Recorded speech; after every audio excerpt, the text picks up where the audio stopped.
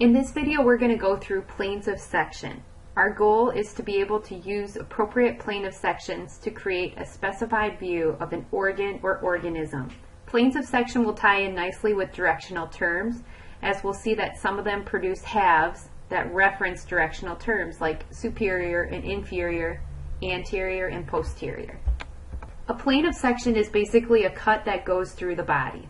There are three that we have to pick from: sagittal, frontal, and transverse. We'll talk about each one in detail, but first of all, think about why we need to know planes of section. Some of you are interested in careers like medicine, nursing, dental hygiene, radiology, vet tech, veterinarian. Any of these careers and many more are going to produce images of the body or an animal's body that shows sections of the body rather than the organism as a whole. So let's talk about how we got these different planes, and we'll come back and label them later on in the video. Our first plane of section is a sagittal plane. Sagittal plane cuts the body so that you get right and left halves. On the diagram over here, you'll notice that the man has part of his body shaded and the other part not shaded. You would describe the shaded part as being his right side and the unshaded part as being his left. The gist of it is that you have created a right half and a left half. There are times when you can create a perfect cut so that you get equal right and left halves of the body. When you get equal right and left halves of the body, we'll specify that it's a mid-sagittal plane, not just a sagittal plane. The mid in the name references that it was cut along the midline to give you equal right and left halves. The sagittal plane is the only plane where you can get equal halves because you would cut through it and you would get an eye on each side, an ear on each side, a shoulder on each side, an arm on each side, etc. As we'll go through the other planes, you'll notice that there's no way to get equal halves because you'll have different parts of the body on each half. The frontal coronal plane is cut so that you get an anterior and a posterior half.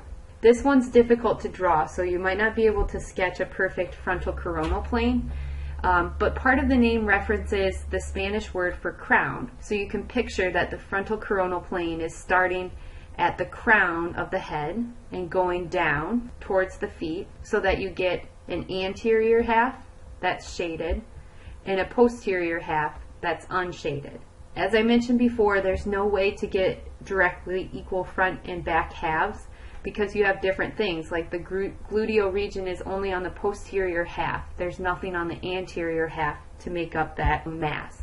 You can use either of these terms. Some people like to use both of them. Some of them, if you have a Spanish background, you recognize corona for crown, and we all should recognize that frontal is referencing the frontal region like the forehead. So imagine keeping that intact, the front half, anterior side. The final plane that goes through an entire body is the transverse plane. The transverse plane is cut so that you get superior and inferior halves. In order to get those superior and inferior halves, I picture the T, crossing the T, as in making the cut. So that wasn't very straight, but picture this as you're crossing the T through the body. So you're going perpendicular to the long axis of the body. You're cutting through the width, and now you have a superior top half and an inferior bottom half. Let's go ahead and flip over and look at those images at the top half of the back side of your worksheet. These images are going to test you on being able to recognize a transverse, a sagittal, or a frontal coronal plane. In order to identify which one you're looking at, you'll have to think about which halves do I have, or sometimes you'll only have one half. In this case, I have a top part of the head, also known as superior, and the bottom part of the head, also known as inferior. When I look at my options, the option that is a cut giving me superior and inferior halves is a transverse plane.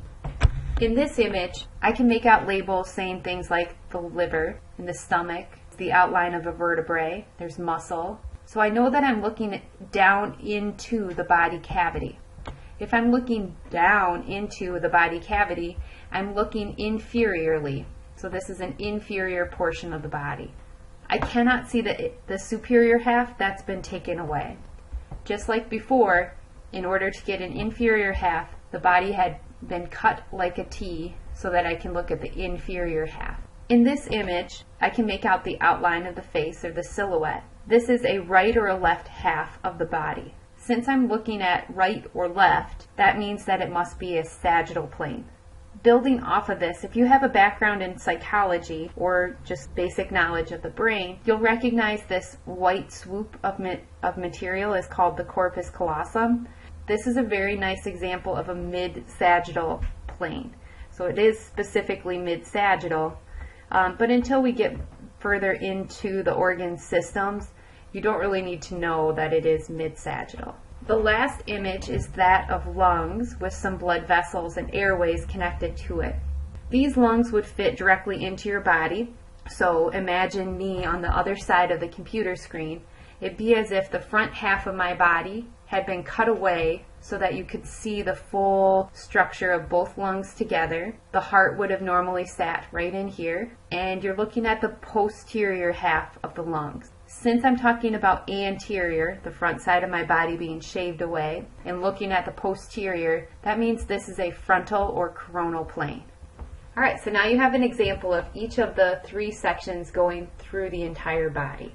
Let's go back to the note side of the sheet and talk about planes of section specifically through organs. When we're talking about cutting through one specific organ, you have two options, longitudinal or cross-section. When you think about longitudinal, think back to global science when you did measurements of longitude and latitude. A measurement of longitude cut along the long axis of the globe. Just like the long axis of the globe measured longitude, a longitudinal plane is going to go through the long axis of the organ. So when you look at an organ, picture which way is its length. Where is it longer than it is wide? That will be the longitudinal plane. In this case of the heart, it was cut in a longitudinal plane so that you could see the back half of it. Here's the cross section of the heart. The cross section is going perpendicular to the long axis. The long axis, we said, was its length, and now I cut perpendicular to it. So this is a cross section. Instead of seeing the back half, I'm looking more at the inferior half. The planes of section through organs are a little bit harder because we can't specify that a cross section will always give you anterior or posterior halves. It just depends on what you're looking at. In the case of the heart, the cross section gave you a superior and an inferior half, whereas its longitudinal plane gave you a posterior and an anterior half. I could also cut directly through the long axis to give myself a right and a left half. So you just have to kind of look at it, especially that longitudinal plane might give you more than one directional turn. Let's do a little practice with just the organs. Here's a true image of a heart, blurry, but it's similar to what you saw on the slide with longitudinal. So this is a longitudinal plane, and it's longitudinal because again it's been cut along the long axis. Here's a series of pictures of the brain. In order to figure out how they've been cut, it's going to be helpful to think about what the brain looks like as an entire structure. Here's a very rough estimate of it. It looks like somebody's curly afro taken off of their head. But this gives you an idea of kind of how the brain would be sitting. Here's my anterior portion of the brain, and here's the posterior. The sections in the pictures above are also oriented the same way. Anterior pointing to the left side of your screen, posterior towards the right side of the screen. In order to get these long pieces, I must have cut along the longitudinal axis. When I look at the brain, this dashed line goes along the length of the organ rather than its width. The dotted line would be a cross section. So here I have a longitudinal view of the brain. All right, lastly, let's look at the eye. The eye is a little bit trickier because you're thinking about it kind of like a sphere, but think of it instead like a globe. So just like on the globe, you had measures of longitude and measures of latitude in the dashed line. The same would be true for the eye. So let's draw in some of the structures that you would use to recognize the eye. So you have the pupil in the center and the iris, the colored portion of the eye on the outside. If I cut it longitudinally, I would be able to see these structures just like I do here. So I see the pupil where it's been cut in half, and I see the white of the eye up here. The iris would be right in here. So this is another example of a longitudinal cut. The cross section would have been cutting it like this. You would look into the bottom half and the top half of the eye. Alright, so as a review, you have this woman on your note sheet as well. A sagittal plane is one that cuts the body along its length, and it gives you right and left halves. A frontal coronal plane also cuts along the long axis of the body, but it does so that you have an anterior and a posterior half. The final type of plane is a transverse plane that cuts perpendicular to the long axis, giving you a superior and an inferior half. Remember that the only one that can be specified as having equal measurements or equal halves is the sagittal plane. And when that happens, it's specifically a mid-sagittal plane. We have two options when we look at how organs have been cut. Longitudinal has been cut along the long axis. You found where the length of the organ lies, and you cut along that length. A cross-section is cutting perpendicular to the long axis of the organ to give you a cross-section. These are your sectional anatomy terms. Use them along with directional terms and keep practicing.